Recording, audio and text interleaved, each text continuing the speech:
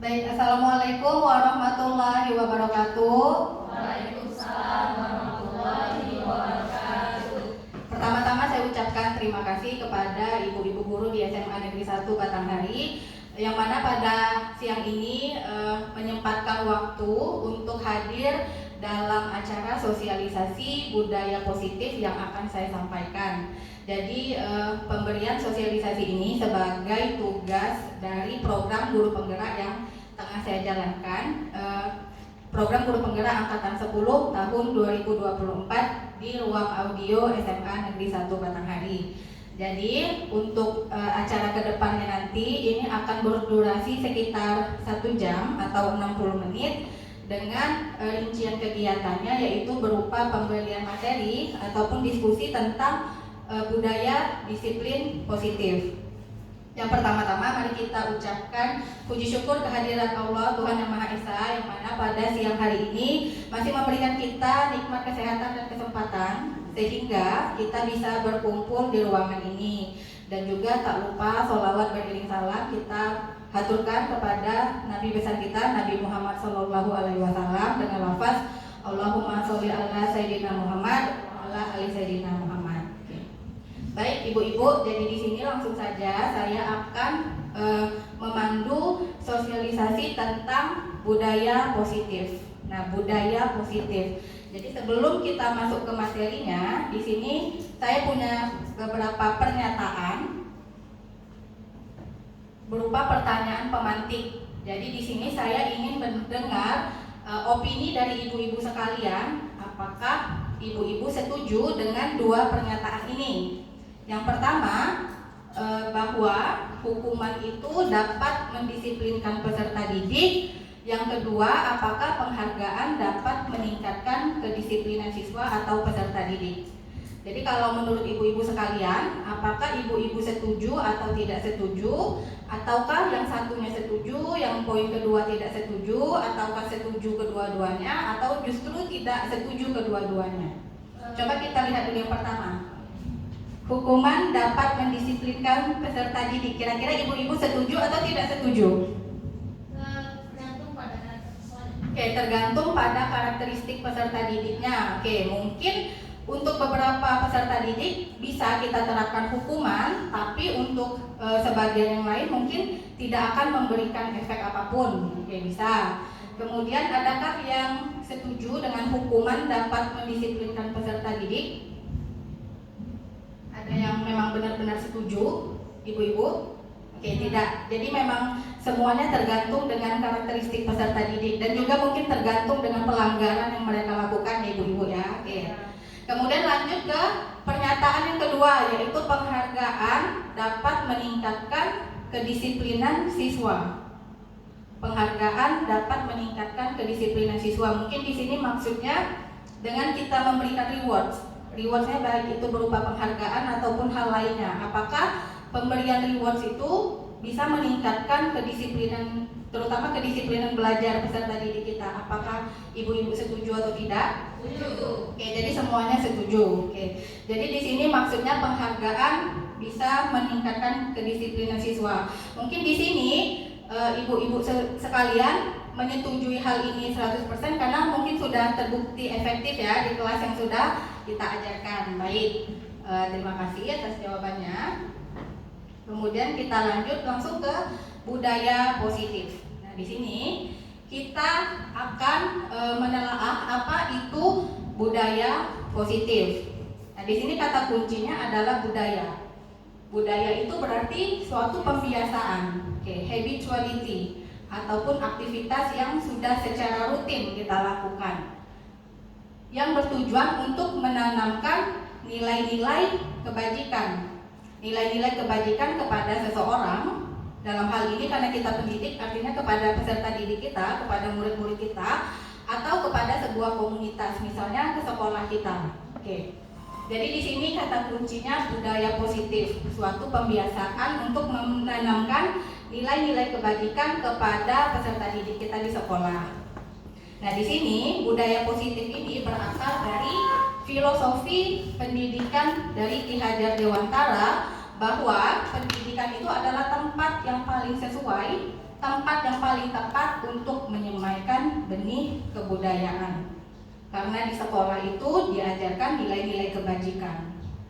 Sebelumnya, apakah ibu-ibu sudah terbiasa mendengar istilah nilai-nilai kebajikan?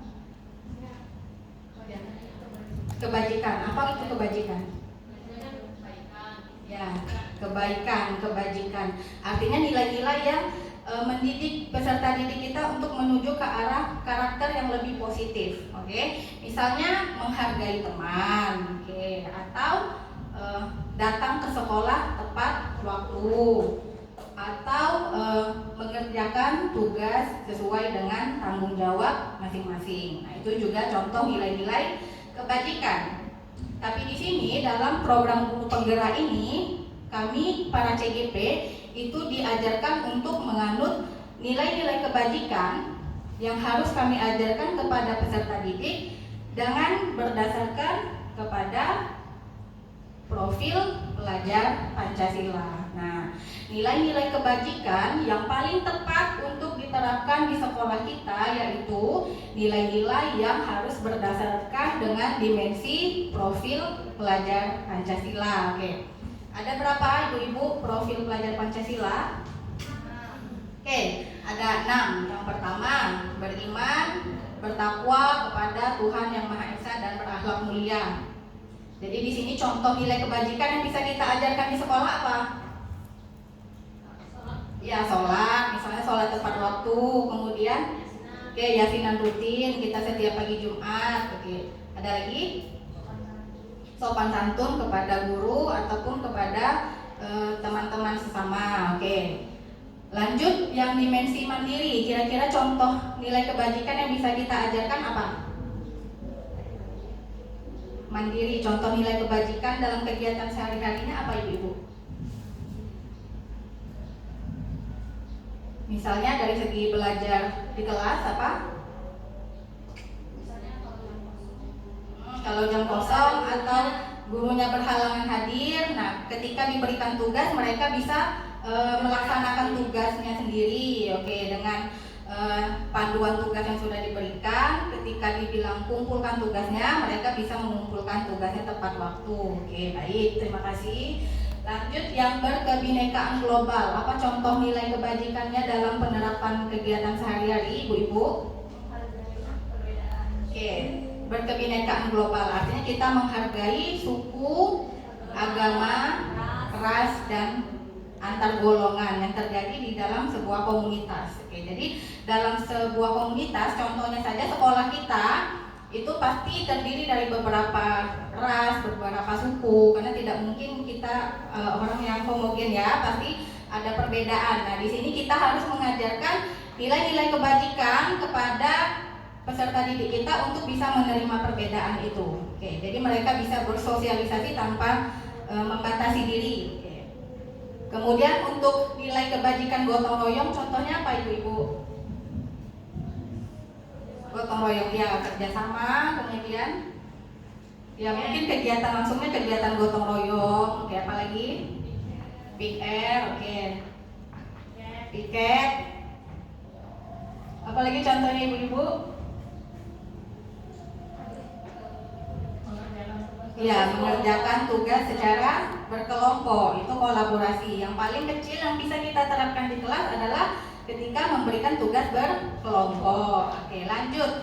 Nilai kebajikan kreatif, contohnya ketika kita memberikan tugas, kita berikan kebebasan, buatlah tugasnya sekreatif mungkin. Jadi di sini kita juga mengasah kreativitas peserta didik. Oke, yang terakhir bernalar kritis. Contoh nilai kebajikannya, misalnya ketika ya berdiskusi, itu kita menerapkan pembelajaran yang problem based learning. Nah, jadi mereka kan akan terasa tuh bernalar kritisnya. Mereka akan menemukan solusi dari setiap permasalahan. Nah, inilah contoh nilai-nilai kebajikan yang bisa kita tanamkan kepada peserta didik kita. Oke. Kemudian lanjut.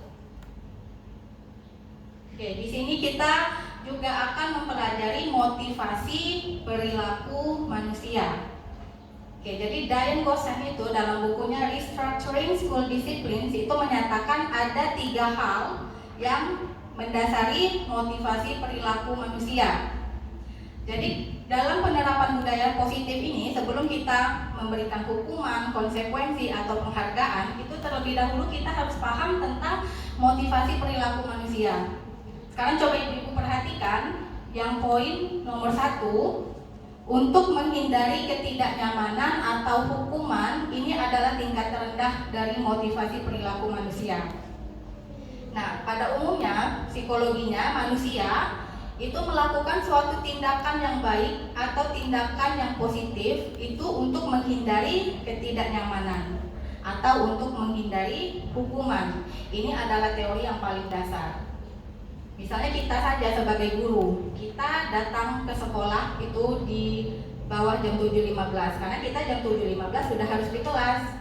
Karena apa? Karena kita ingin menghindari hukuman atau kita ingin menghindari pelanggaran disiplin yang sudah diterapkan oleh atasan kita. Begitupun dengan peserta didik, mereka datang ke sekolah sebelum jam 7.15 karena mereka pasti akan membaca. Kalau saya terlambat pasti akan dihukum. Oke.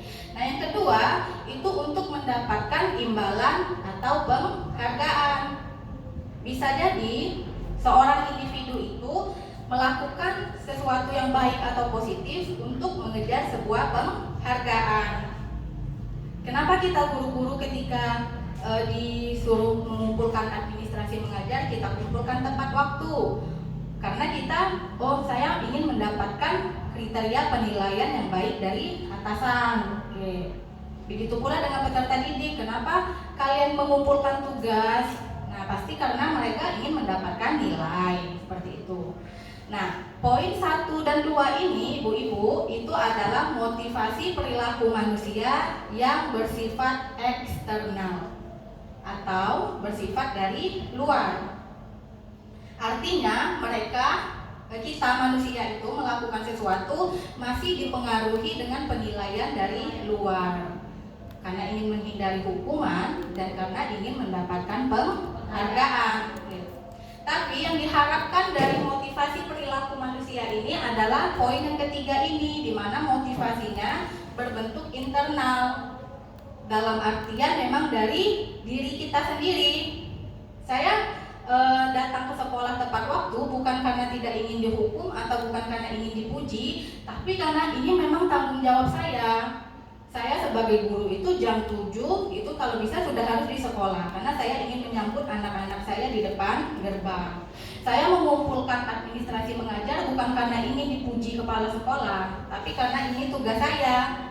Ketika mengajar nanti saya sudah punya panduan. Nah, inilah yang kita harapkan dari suatu individu, di mana motivasi perilaku itu bersifat internal, karena kita sadar apa yang kita inginkan itu untuk menghargai diri kita sendiri. Sampai di sini bisa ikut ya, ibu-ibu.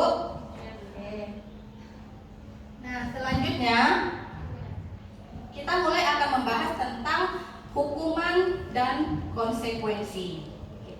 Jadi kalau dalam penerapan budaya positif ini, berdasarkan materi yang sudah saya dapatkan di modul ini, hukuman yang bisa kita terapkan di sekolah atau ruang lingkup yang kecil saja, kelas yang kita bimbing, hukuman itu harus menjadi opsi yang paling terakhir yang bisa kita berikan kepada peserta didik.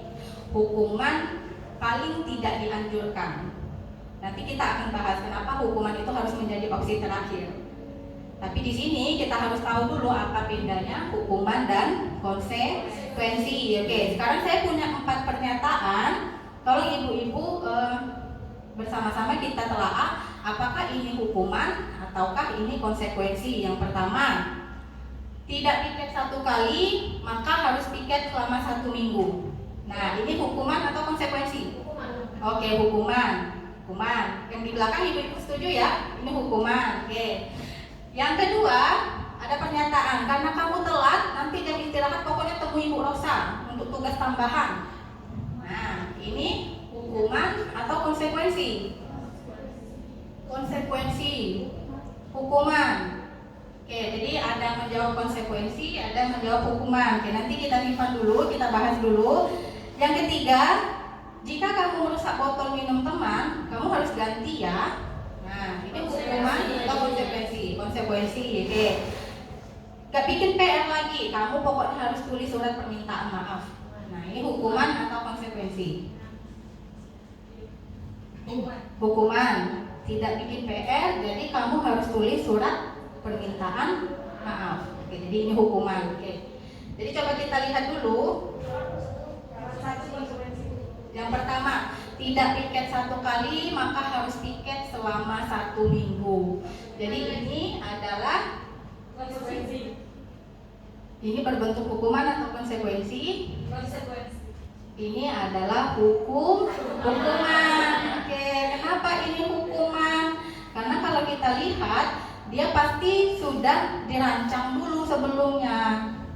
Oke, jadi intinya hukuman dan konsekuensi itu, hukuman biasanya sudah tertata, sedangkan konsekuensi bersifat spontanitas. Nah, jadi kalau kita telaah mana saja yang hukuman dan konsekuensi, yang pertama itu hukuman. Karena ketika kita membuat keyakinan kelas pasti sudah ada hukuman yang sudah dirancang. Nah, kalau yang nomor 2 ini adalah konsekuensi, karena dia tidak menyangka kalau dia akan terlambat. Oh, kamu terlambat jam 1-2 tadi sama siapa? Sama Mini Rosa misalnya. Jadi kamu ketinggalan pelajaran ya? Iya, jadi saya tidak jadi ambil nilai nyanyi Bu. Nah, ini kan konsekuensi. Jadi dia harus menemui saat itu juga. Kemudian yang ketiga, kalau merusak barang teman maka harus ganti. Nah, ini hukuman atau konsekuensi? Konsekuensi. Oke. Yang keempat, tidak bikin PR lagi. Nah, di situ sudah ada kata kuncinya lagi. Berarti sudah didiskusikan. Artinya ini adalah hukuman. Oke. Jadi hukuman dan konsekuensi itu bedanya. Di mana hukuman itu biasanya sudah tertata, sudah dirancang, sedangkan konsekuensi adalah bentuk budaya positif yang kita lakukan kepada peserta didik yang melanggar peraturan, namun bersifat spontanitas. Artinya budaya positifnya langsung kita keluarkan atau cetuskan saat itu juga.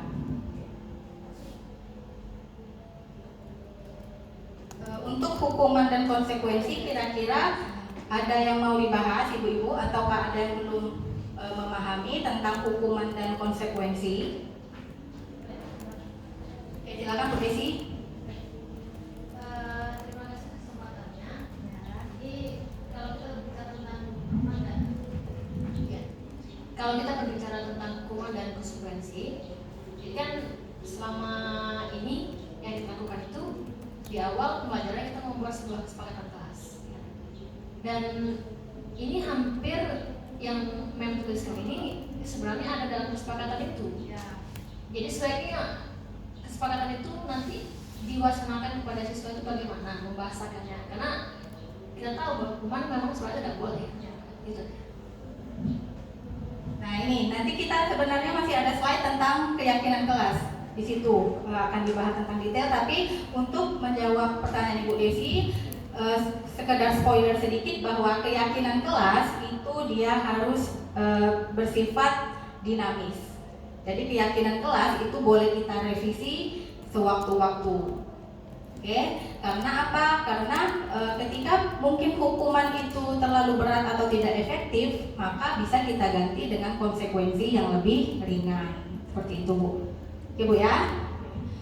Lanjut, setelah membahas hukuman dan konsekuensi, di sini kita akan mempelajari tentang 5 kebutuhan dasar manusia. Nah, ini kita harus memahami sebagai manusia kan, ada 5 kebutuhan dasar dari diri kita yang harus kita penuhi. Begitupun dengan peserta didik kita. Kenapa 5 kebutuhan dasar ini harus terpenuhi? Karena agar meminimalisir terjadinya pelanggaran-pelanggaran yang bisa dilakukan di sekolah. Jadi ketika 5 kebutuhan dasar ini terpenuhi atau tercukupi dan tidak ada yang mendominasi antara satu sama lain, maka itu akan dipastikan bahwa pelanggaran pasti akan terjadi secara minim. Apa saja 5 kebutuhan dasar manusia itu? Nah, ini yang pertama, kebutuhan dasar manusia itu adalah kebutuhan bertahan hidup atau survival skill. Karena kita sebagai manusia itu pasti nalarnya ingin bertahan hidup. Dengan cara apa? Oh, dengan cara kita memakan makanan yang cukup, dengan cara kita beristirahat yang cukup, maka kita akan bertahan hidup. Oke. Nah, sedangkan yang keempat itu, kalau yang pertama itu lebih bersifat biologis, yang empat ke belakang itu lebih ke bersifat psikisnya. Yang kedua itu merasa diterima dan dicintai atau love and care. Jadi di sini kita harus memahami, oh peserta didik saya yang ini harus lebih diperhatikan dibandingkan temannya yang lain. Karena apa? Mungkin mohon maaf ketika di rumah mereka mendapatkan kasih sayang yang mungkin berbeda dengan yang teman-teman mereka dapatkan di rumah. Oke. Kemudian yang ketiga, kebutuhan dasarnya adalah kesenangan atau berbentuk fun. Ini juga harus kita berikan kepada peserta didik kita. Apa yang mereka senangi, apa yang mereka tidak senangi dalam proses belajar itu. Makanya dibutuhkan diagnostik tes tadi untuk memahami apa yang disenangi ataupun tidak disenangi oleh peserta didik kita ketika di dalam kelas.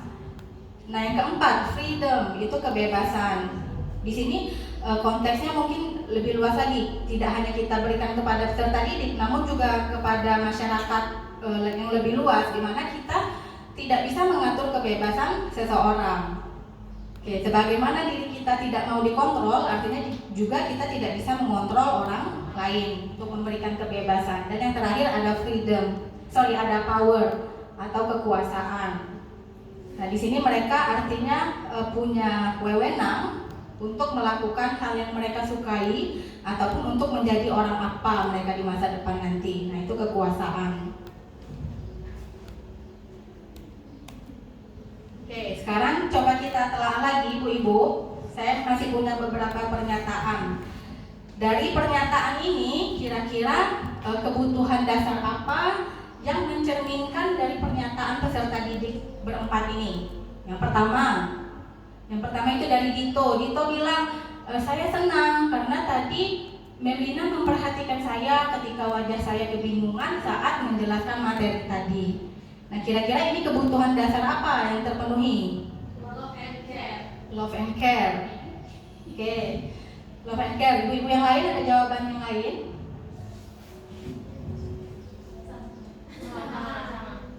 Sama. Oke.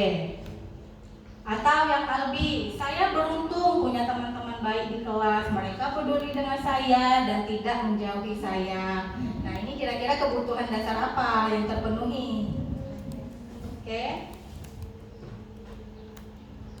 Kebutuhan dasar apa yang terpenuhi? Love and care. Oke.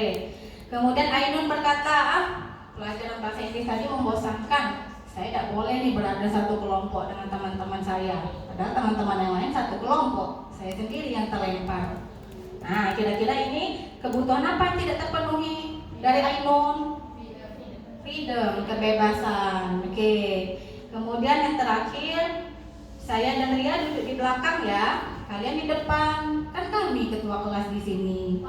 Oke, power. Jadi ada yang overlap. Jadi dia merasa ada penguasaan. Nah, jadi yang pertama tadi kalau gitu tadi, kira-kira apa? Saya senang karena Melina memperhatikan saya. Di situ sudah ada kata kuncinya. Ya, saya senang. Artinya itu kesenangan atau fun. Oke. Paham ya ibu-ibu ya sampai sini? Nah, disinilah kita harus memperhatikan 5 kebutuhan dasar manusia peserta didik ini, di mana kelima-limanya harus terpenuhi dan juga kelima-limanya itu tidak boleh saling mengoverlap atau saling mendominasi kebutuhan yang lainnya.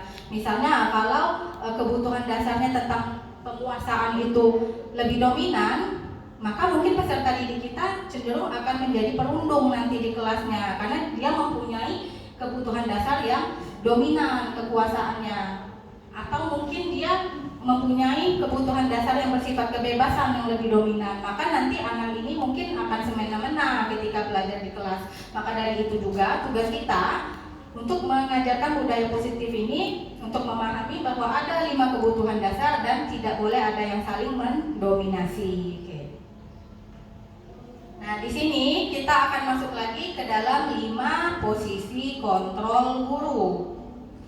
Sejatinya ibu-ibu, kita ini ketika menerapkan budaya positif ataupun ketika ingin mendisiplinkan peserta didik kita yang melakukan pelanggaran, pasti kita pernah melakukan posisi kontrol ini, kelima-limanya. Kalau dari pengalaman saya pribadi sendiri, sebelum saya mempelajari materi ini, itu saya berada di posisi penghukum dan juga posisi teman. Nah, mungkin ini juga yang ibu-ibu alami, kalau bahwasanya secara tidak sadar bahwa kita itu berada di dalam posisi kontrol guru yang paling bawah, yaitu penghukum. 5 posisi kontrol guru. Yang pertama adalah penghukum. Artinya kita sebagai guru itu sedikit-dikit kalau muridnya salah, kita hukum terus. Sedikit-dikit muridnya mulai bertingkah, langsung kita ingatkan pasal di keyakinan kelas. Oke, pasti semuanya kita pernah berada di posisi penghukum, benar ya ibu-ibu ya? Oke, contoh kalimatnya, pokoknya kamu harus piket 1 minggu. Nah, ada kawan yang ngadu, mem, ini dia ada piket. Ya udah, pokoknya dia piket 1 minggu. Nah, pasti kita semua pernah berada posisi ini ya ibu-ibu ya. Dan harus kita ingat, inilah yang harus kita hindari, karena dia adalah posisi kontrol yang paling bawah, yang paling tidak dianjurkan. Oke. Posisi kontrol yang kedua adalah pembuat rasa bersalah. Nah, yang ini juga tidak dianjurkan. Karena apa? Contohnya kita memberikan kalimat, oh kamu tuh senang ya kalau mem kena marah kepala sekolah. Oh, kelas kalian ini kotor lagi, mungkin kamu senang ya kalau dihukum 1 kelas ya, begitu. Nah, ini juga harus kita hindari. Karena secara fisik kita akan menciptakan peserta didik yang mungkin cenderung akan merasa bersalah seumur hidupnya. Kenapa saya bisa membuat wali kelas saya kena marah atasannya? Oh, mungkin ini karena kesalahan kita 1 kelas. Nah, ini juga tidak bisa dilakukan. Kalau bisa kita hindari ibu-ibu. Kemudian yang ketiga, posisi kontrolnya adalah posisi teman. Nah, ini sudah sedikit mendingan, dalam artian kita sudah bisa memahami peserta didik kita itu kalau dikeraskan itu tidak bisa. Jadi kita menurunkan level kita dengan cara, yuk bantu mem yuk agar kelas kita rapi, yuk kita mulai bersih-bersih yuk. Nah, itu adalah posisi teman. Nah, yang keempat adalah posisi pemantau. Nah, di sini kita contohnya mengeluarkan pendapat ataupun pernyataan, melihat kamu ini udah telat 2 kali nih, ya kan? Nah, artinya kita memantau setiap hal-hal yang dilanggar peserta didik kita, itu kita catat, kemudian kita konfirmasi ke mereka.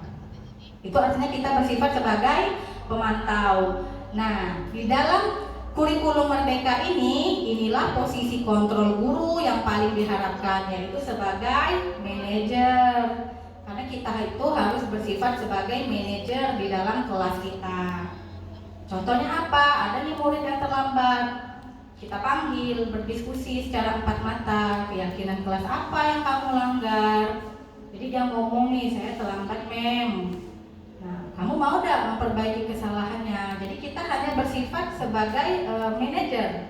Kita hanya memandu mereka. Nantinya tindakan solutif itu mereka sendiri yang akan mengerjakan dan memikirkannya, kira-kira apa yang sesuai, apa yang tepat sesuai dengan pelanggaran yang sudah mereka lakukan. Sampai sini bisa ikut ya ibu-ibu ya. Oke, kita lanjut. Baik, yang selanjutnya kita akan mempelajari tentang ini, keyakinan kelas.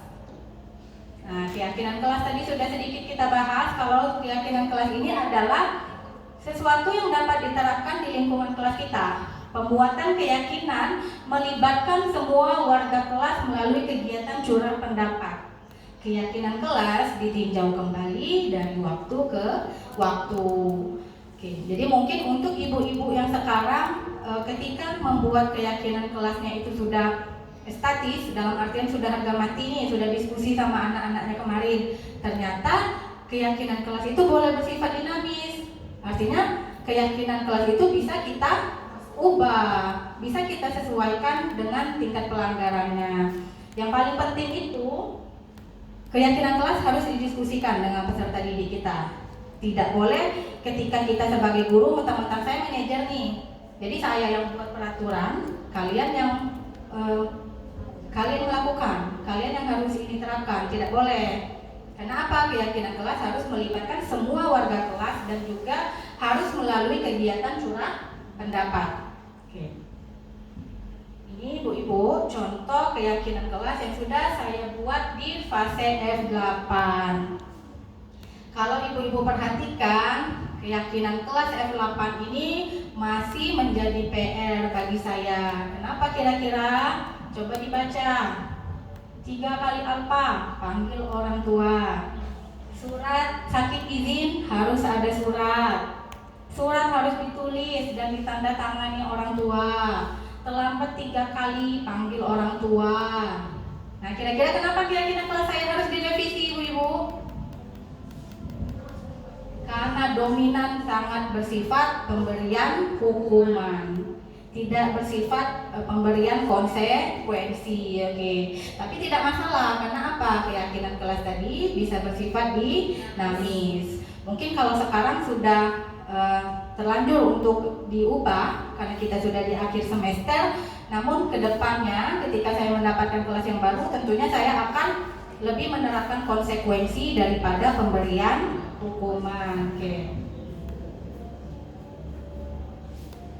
Nah, ini juga contoh bukti dokumentasi ketika kami merancang keyakinan kelas. Nah, di sini mungkin hanya satu hal baik yang sudah saya lakukan, yaitu dengan cara berdiskusi dengan peserta didik saya. Di situ saya cuma duduk saja, saya cuma memimpin diskusi.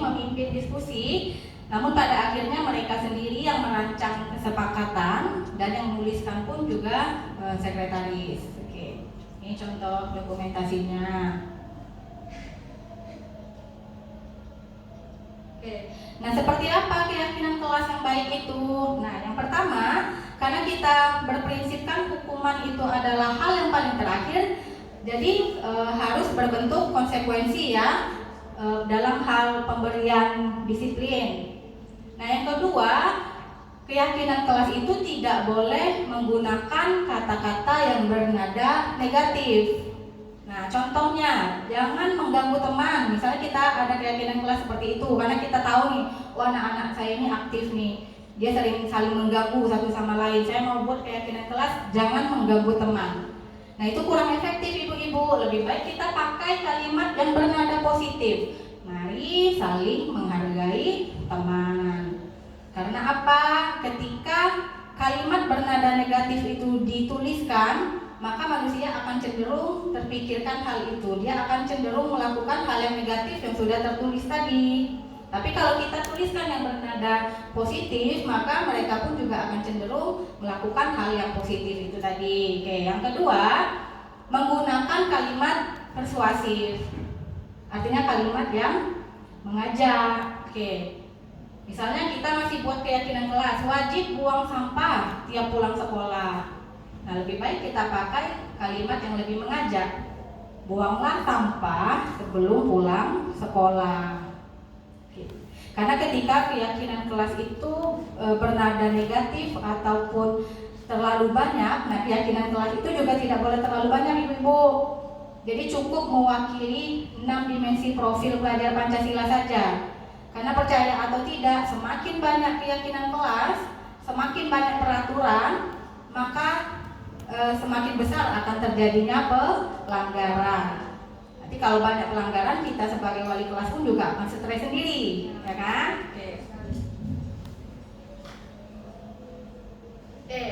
Masuk ke dalam segitiga restitusi. Jadi ini adalah ketika peserta didik kita sudah cenderung melakukan pelanggaran.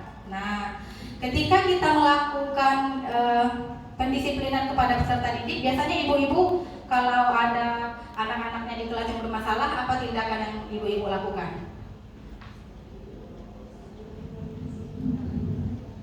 Kalau ada muridnya nih terlambat, ibu-ibu kira-kira akan melakukan apa dulu? dipanggil dulu ya kan anaknya. Oke, kemudian langsung temui guru piket. Nah, mungkin kayak gitu ya. Karena saya pribadi pun juga seperti itu. Baik itu anak kelas saya sendiri ataupun saya mengajar di kelas lain, kalau ada anak terlambat, udah ada piket ke piket, guru piket sana. Nah, gitu. Ternyata ibu-ibu itu juga tidak efektif. Kenapa? Karena tidak akan memberikan efek jerah sekecil apapun. Oke, jadi ketika kita mencoba untuk melakukan sesi diskusi terhadap pelanggaran yang dilakukan peserta didik, itu harus menerapkan praktik segitiga restitusi. Apa itu praktik segitiga restitusi? Ini adalah contoh metode diskusi 4 mata yang bisa dilakukan dengan peserta didik yang melanggar peraturan dengan 3 tahapan. Yang pertama, menstabilkan identitas. Yang kedua, memvalidasi tindakan yang salah. Dan yang ketiga, menanyakan keyakinan. Oke, jadi sebelum saya jelaskan, kita coba lihat videonya dulu ya, Ibu.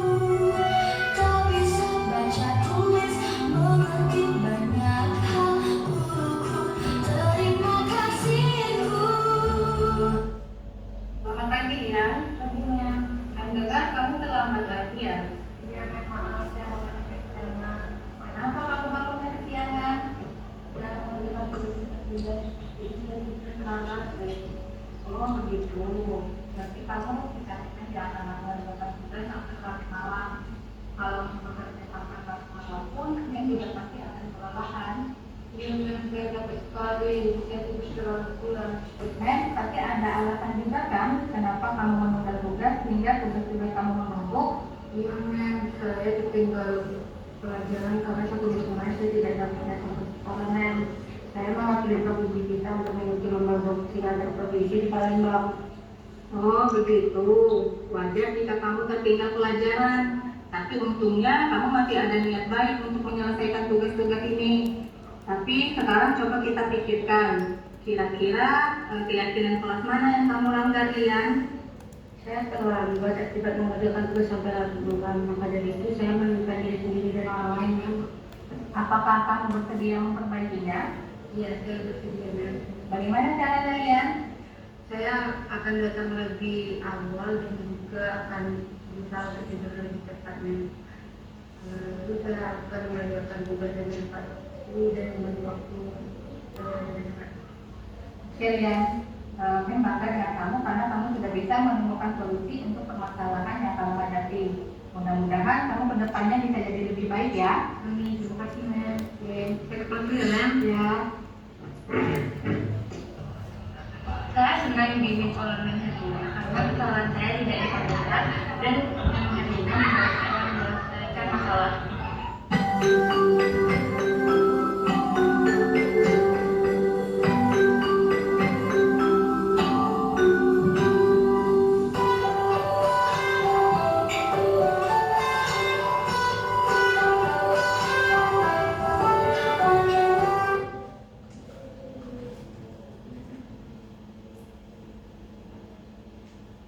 Oke, jadi itu tadi ibu-ibu contoh penerapan praktik segitiga restitusi yang sudah saya lakukan kepada peserta didik saya yang melakukan pelanggaran. Dalam hal ini dia terlambat ke sekolah, kemudian terlambatnya itu rupanya karena tidur kemalaman karena ketinggalan tugas.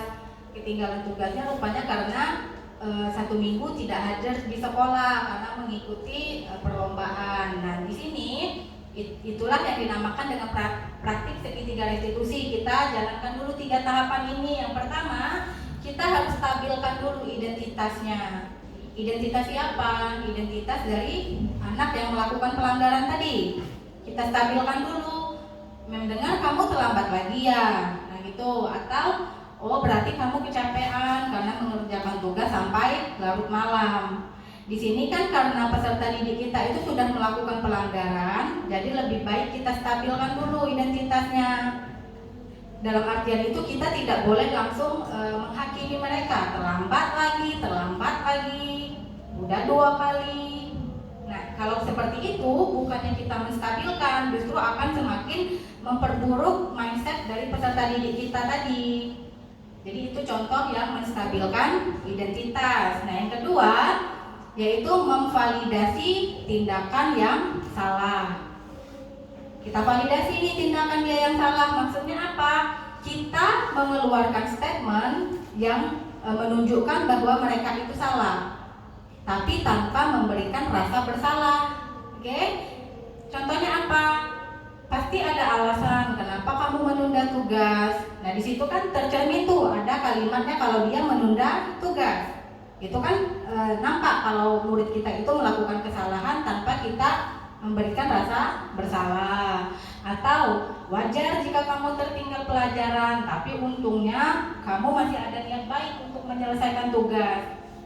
Nah, itu kan juga nampak tuh kesalahannya, tertinggal pelajaran tanpa kita memberikan rasa bersalah. Itu yang dimaksud dengan validasi tindakan yang salah.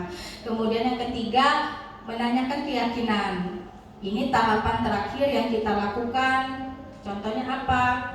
Nah, disinilah peran kita sebagai manajer tadi harus tercerminkan. Kira-kira keyakinan kelas apa yang kamu langgar?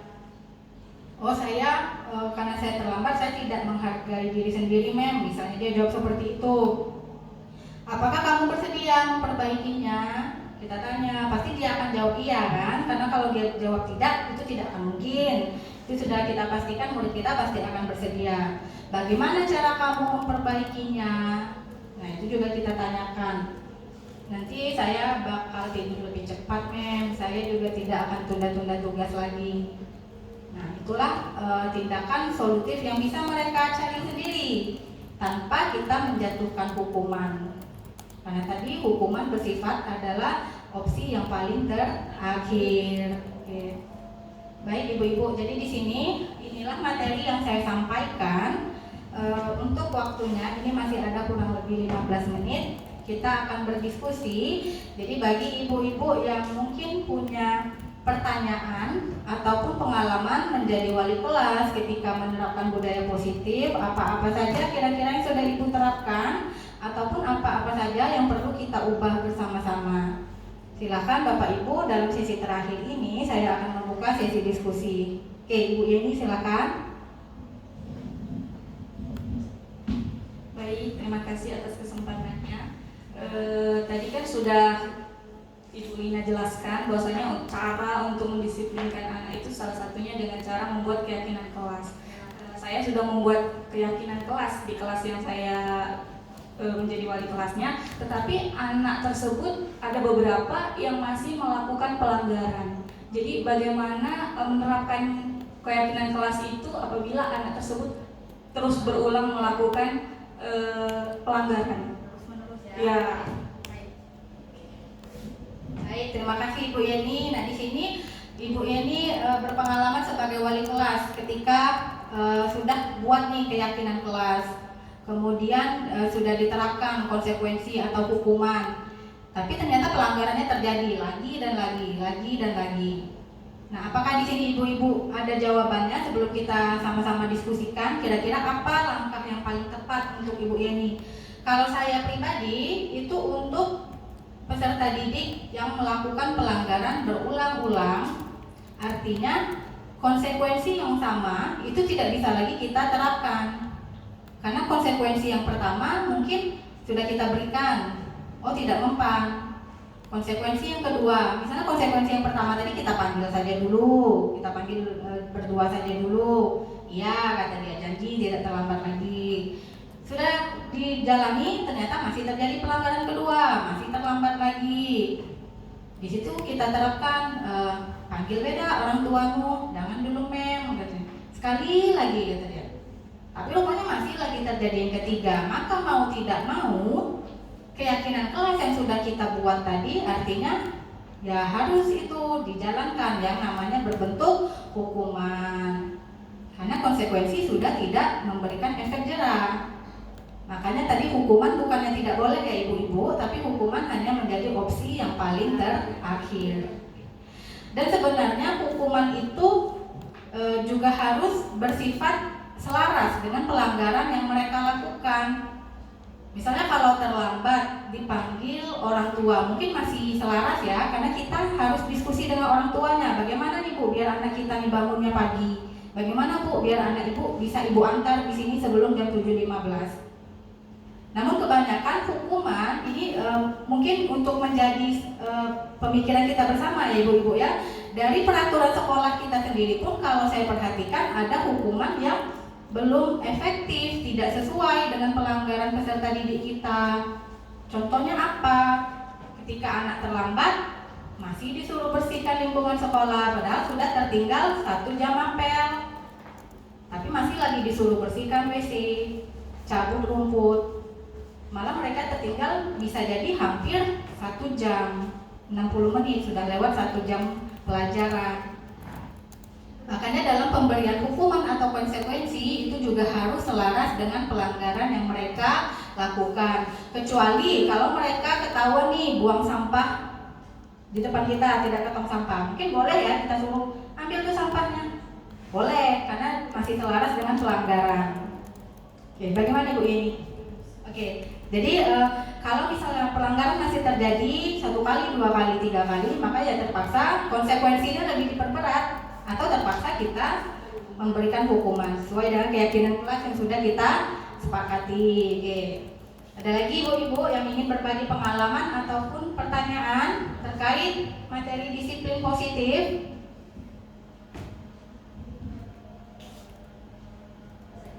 Oke, Ibu Desi silakan.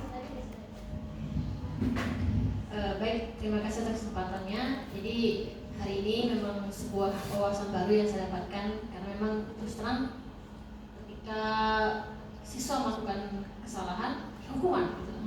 Itu opsi utama yang kita ambil biasanya kan. Tapi dengan penjelasan dari Membina bahwa ternyata itu menjadi opsi yang paling terakhir ya.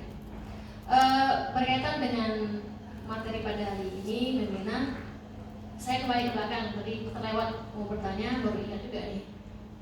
Berkaitan dengan kebutuhan dasar manusia, tadi kan ada 5. Ada 5 ya? Ya. Nah, jadi kita kan manusia nih menyeimbangkan untuk berperilaku seperti itu kan rasanya sebagai peserta didik pasti ada dominan kita bersifat subjektif. Itu yang pertama. Itu bagaimana cara kita menyikapinya. Kemudian yang kedua, apabila 5 kebutuhan dasar manusia ini tidak kita berikan atau ada satu aja yang belum ke siswa itu kan, itu apa yang akan terjadi? Atau apa yang harus kita lakukan? Seperti itu. Terima kasih.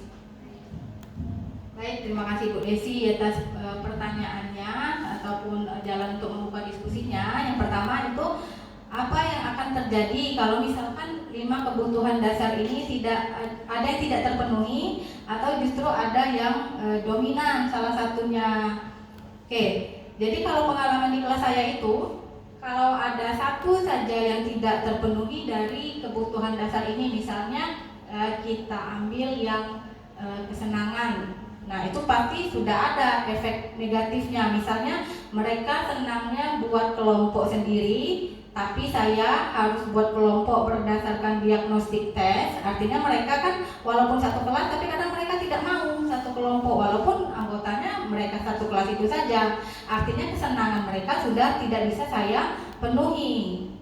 Nah jadi efek negatifnya apa? Mungkin mereka dari awal sudah malas, sudah tidak ada motivasinya untuk bikin tugas. Atau kalau takut nih tugasnya kalau tidak selesai pasti membina marah, pasti tugasnya dikerjakan asal-asalan. Atau malah ada peserta didik yang tidak terlibat karena tidak satu kelompok tadi tidak mau kerja. Nanti cewek-cewek itu ngadu, mem ini tidak kerja mem, namanya yang kami merah ini yang tidak kerja ya mem. Kan Biasanya kan kayak gitu. Oke. Nah, jadi apa efeknya kalau salah satu kebutuhan dasar tidak terpenuhi? Ya itu tadi, pasti adanya ketimpangan. Ketimpangan dalam artian itu hal buruk itu pasti akan terjadi, hal buruk yang tidak kita harapkan. Contohnya saja, contoh kecilnya seperti itu. Apalagi kalau kebutuhan yang utama yang tidak terpenuhi, misalnya kebutuhan bertahan hidup. Nah, ini kan paling kasihan sekali. Misalnya peserta didik kita mungkin di rumah mohon maaf ketika tidak ada fasilitas yang cukup untuk bertahan hidup, pasti juga akan memberikan efek yang sangat buruk di dalam kelasnya. Mungkin apa, pagi-pagi ketika mereka belum sempat sarapan pasti sudah loyo, atau justru parahnya pingsan saat upacara. Karena apa? Karena kebutuhan bertahannya tadi, sarapannya terlewati. Ketika upacara malah pingsan, ketinggalan pelajaran sampai jam 10 kan harus istirahat dulu. Nah itu. Kemudian ada lagi Bu Desi? Yang pertama tadi sikap kita ya. Oh ya, sikap kita. Bagaimana membangun persepsi agar ini kebutuhan dasarnya tadi memang terpenuhi dan kita yakin tidak ada yang mendominasi. Kira-kira bagaimana ibu-ibu? Kalau ibu-ibu sendiri, mungkin ketika ibu-ibu juga punya anak atau keponakan di rumah ya, bagaimana cara kita memastikan mereka punya 5 kebutuhan dasar yang cukup? Ya, semuanya terpenuhi. Ya. Karena kan kalau dengan usaha nakal, tentu pasti ada negatif. Ya. Ya, benar. Artinya lima kebutuhan dasar nggak terpenuhi. Ya, kira-kira bagaimana nih ibu-ibu? Cara memastikan kalau mereka itu memang terpenuhi. Kalau saya mungkin tidak masalah kalau kita menemukan peserta didik kita yang mungkin ibu-ibu juga menemukan ya, ada nih peserta didik istilahnya itu agak caper.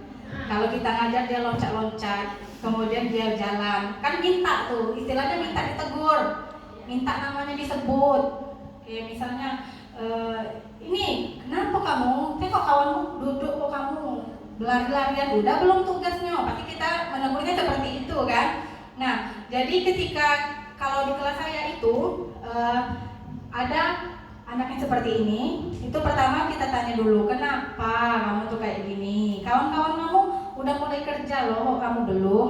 Nah, atau ketika ada pelanggaran yang lebih berat, karena kebetulan anak ini pun juga sering terlambat, dan kalau ada acara seperti kalau di kelas saya itu kalau kayak acara Maulid Nabi atau apa dia tidak datang. Jadi kan terpaksa kita panggil orang tuanya. Dipastikan dulu panggil orang tuanya, datanglah ibunya. Oh iya Bu, kalau di rumah emang kayak gini. Dengan saya pun kayak gitu. Kalau saya kurang komunikasi pasti dia tidak akan pulang ke rumah karena minta saya hubungi. Nah, seperti itu. Jadi kalau menurut saya tidak masalah kita memperlakukan mereka sedikit saja berbeda dari teman-temannya, karena mungkin memang kebutuhan itu tidak tercukupi di rumah, seperti itu. Misalnya kalau kurang perhatian, mohon maaf itu kurang perhatian dari orang tua, apakah orang tuanya dua-duanya kerja, jadi tidak pernah ketemu, tidak pernah quality time, tidak masalah mungkin kita sedikit memberikan perhatian, karena kan di sini kita juga orang tuanya. Ajak dia diskusi, ajak dia untuk diskusi tentang apa yang mereka sukai, kemudian mungkin tidak apa dibahas, kenapa kamu kayak gini. Nanti kalau anak-anak itu dia akan ngalir, mudah dia cerita, karena kami di rumah gini mem, gini, mama kami gini, papa kami gini, jadi kami ini kayak gini, maaf ya mem. Akhirnya mereka akan seperti itu. Oke. Kembali ke yang ketiga tadi ya. Ya. Kembali ke yang ketiga kan? Motivasi perilaku manusia tadi, ya. Harus membangun faktor internalnya dulu. Mereka harus punya motivasi untuk menghargai diri mereka sendiri dulu.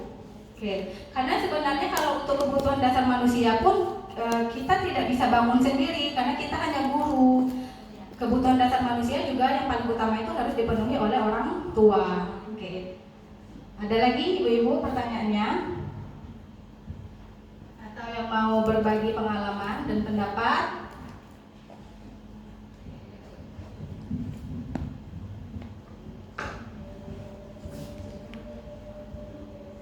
Oke, Ibu Rosi.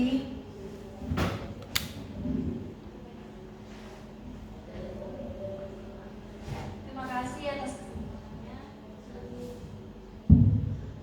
Baiklah, Kamina di sini langsung saja saya ingin bertanya terkait saya mau bertanya bagaimana caranya untuk memotivasi perilaku manusia secara internal tanpa iming-iming penghargaan terhadap peserta didik. Oke, terima kasih. Nah, bagaimana nih ibu-ibu cara memberikan penghargaan kepada peserta didik yang sudah menunjukkan perilaku positif ya Ibu Rosia, tapi tanpa apa Bu, iming-iming? Tanpa iming-iming penghargaan. Jadi artinya kita mungkin mau menunjukkan ke kawan-kawannya kalau dia ini sudah melakukan hal bagus, kita pengen tunjukkan ke kawan-kawannya kalian harus kayak gini, tapi tanpa kita berat sebelah atau tanpa kita memberikan iming-iming berbentuk pujian ataupun benda penghargaan. Oke, kira-kira kalau ibu-ibu di sini pernahkah memberikan penghargaan kepada peserta didik kita, baik itu berupa pujian ataupun hal-hal lain? Pernah. Ya minimal pujian ya. Oke, kalau misalnya kelompoknya lebih mencolok dibandingkan kelompok yang lain, tugasnya lebih sempurna, pasti kita bilang, nah ini sejauh ini yang kelompok terbaik. Nah kalau saya minimal seperti itu, minimal penghargaan itu berbentuk pujian. Tapi pertanyaan Ibu Rosi, bagaimana nih agar tidak nampak seperti pujian atau tidak nampak seperti iming-iming penghargaan? Kira-kira bagaimana langkah yang tepat ibu-ibu? Ya, dengan penambahan nilai. Saya pun seperti itu. Misalnya, kan ketika kita ada nih masanya pengen menerapkan pembelajaran rekan sejawat. Jadi mereka misalnya saya kasih challenge, siapa yang bisa menjelaskan materi ini kepada teman-temannya, kemudian bisa menjelaskan, temannya bertanya dia bisa jawab, nanti pas nilai PH itu kasih nilai plus 10. Misalnya kalian dapat 85 jadi 95. Kalian misalnya sudah dapat 100, nanti nilainya bisa disimpan untuk PH selanjutnya atau untuk sumatif selanjutnya. Nah itu. Jadi kita bisa memberikan penghargaan. Yang paling dihindari itu penghargaannya tidak boleh berbentuk barang ya ibu-ibu ya, tidak boleh. Oke. Minimal berbentuk penghargaan ataupun pujian maksudnya, ataupun hal-hal yang menunjang pembelajaran. Misalnya tadi boleh kalau berupa penambahan skor atau nilai. Oke, gimana Ibu Rosi? Oke, paham ya Ibu Rosi ya? Oke, ada lagi ibu-ibu yang ingin berbagi pengalaman terkait pemberian sosialisasi kita hari ini.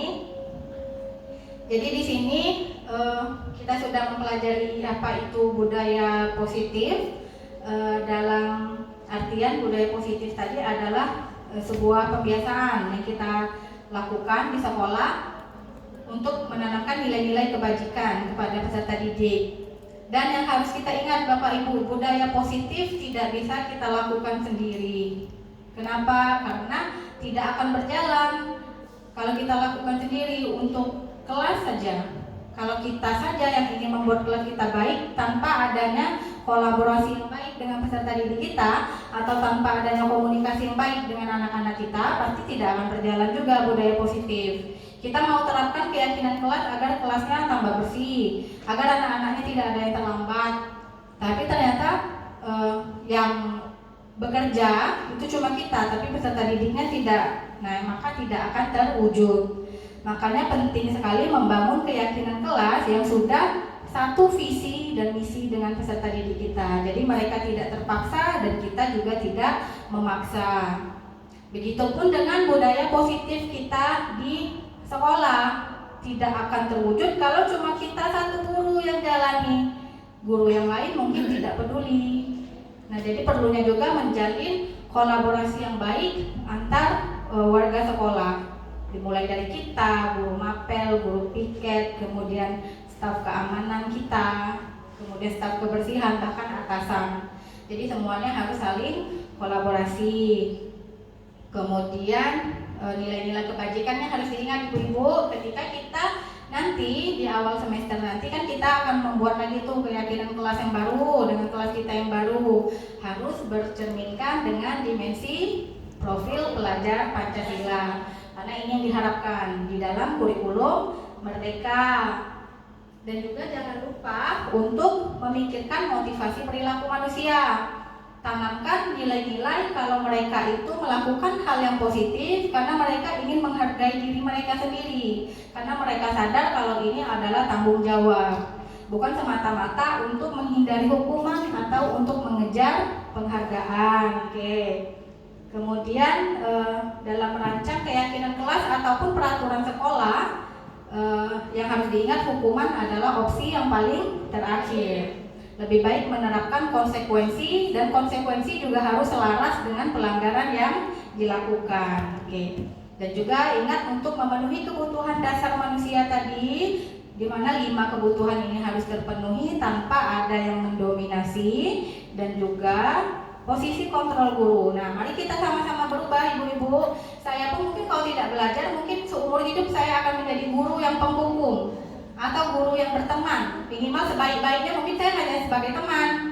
Tapi di sini rupanya ada yang lebih diharapkan, yaitu sebagai manajer. Kita bimbing anak kita untuk mencari solusi atas kesalahan atau pelanggaran yang mereka buat, dan juga bangunlah keyakinan kelas yang bernada positif dan persuasif, dan juga mempraktikkan segitiga restitusi kepada peserta didik yang melanggar peraturan. Oke, baik ibu-ibu, sekali lagi saya mengucapkan terima kasih atas kesediaan ibu-ibu di sini. Mari kita bersama-sama mengucapkan hamdalah, alhamdulillahirabbil alamin. Semoga apa yang sudah saya berikan, yang sudah kita diskusikan bisa menjadi berkah bagi diri kita semua. Akhir kalam, wassalamualaikum warahmatullahi wabarakatuh.